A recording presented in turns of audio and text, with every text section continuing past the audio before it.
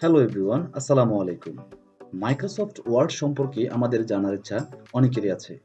Microsoft ওয়ার্ডের কাজগুলো মূলত অফিসিয়ালি নানান কাজ করতে আমাদের ব্যবহৃত হয়ে থাকে। মাইক্রোসফট ওয়ার্ডে বিশেষ করে পেজ সিলেক্ট করাটা অনেকের কাছে অনেক টাফ ব্যাপার হয়ে যায়। যেমন আমরা A4 সাইজে লিখতে গেলে আমাদের A4 সাইজ পেপার সিলেক্ট করতে হয়, মাঝে মধ্যে লিগ্যাল পেপার সিলেক্ট করা প্রয়োজন হয়। এছাড়া লেটার সাইজও সিলেক্ট করতে হয়। তো আজকে আমরা এই ভিডিওর মাধ্যমে শিখব কিভাবে আপনি আপনার প্রয়োজন মতো পেপার সাইজ সিলেক্ট করবেন। এছাড়া মাইক্রোসফট ওয়ার্ডে কিছু হিডেন টুলস আছে যেগুলো আমরা অনেকেই জানি না।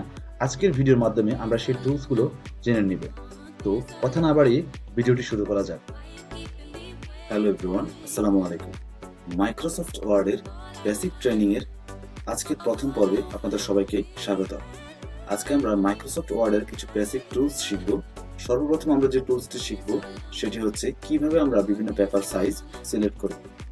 তো আমরা পেপার সাইজ সিলেক্ট করার জন্য আমাদেরকে যেতে হবে লেআউট এই অপশনটিতে। আমরা লেআউটে ক্লিক করলাম।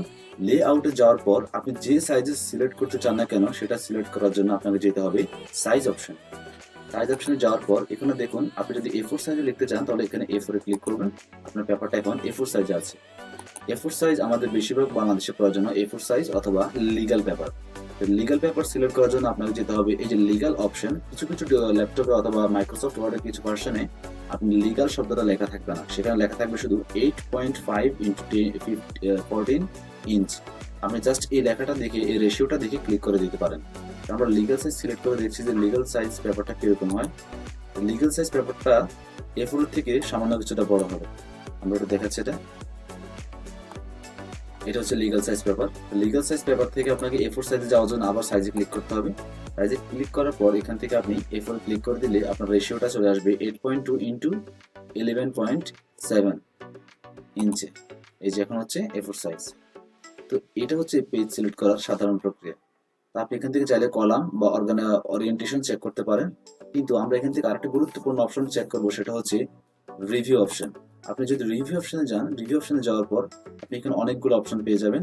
রিভিউ অপশন থেকে আপনি চাইলে আপনার এই ফাইলটাকে ট্র্যাক করতে পারবেন অথবা প্রোটেক্ট বা কম্পেয়ার করতে পারবেন।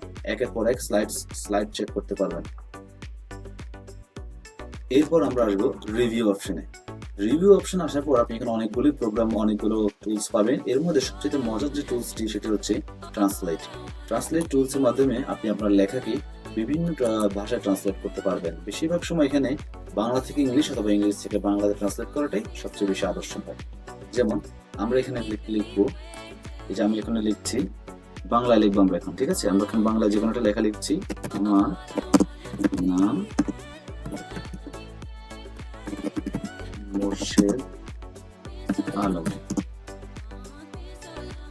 ঠিক আছে? দেখুন আমি এখানে বাংলায় লিখলাম, সেটা ইংলিশে কনভার্ট হয়ে গেল।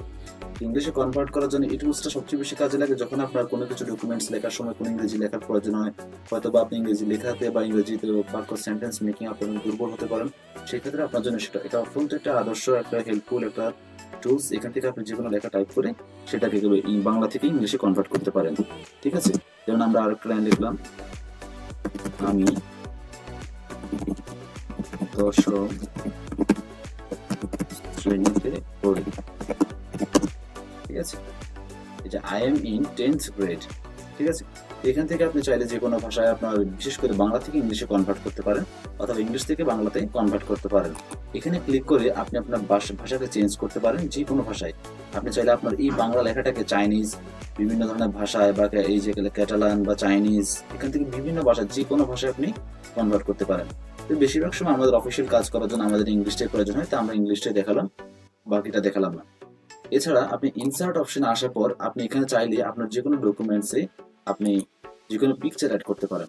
তো পিকচার অ্যাড করার জন্য আমাদের আসতে হবে ইনসার্ট অপশনে। ইনসার্ট অপশনে আসার পর মনে করুন যে আমি এখানে কিছুটা লিখলাম, লেখার পর আপনি এই লেখাটার নিচে যে কোনো ছবি অ্যাড করবেন, যে কোনো ইমেজ অ্যাড করবেন। ইমেজ অ্যাড করার জন্য আপনাকে যেতে হবে পিকচার অপশনে।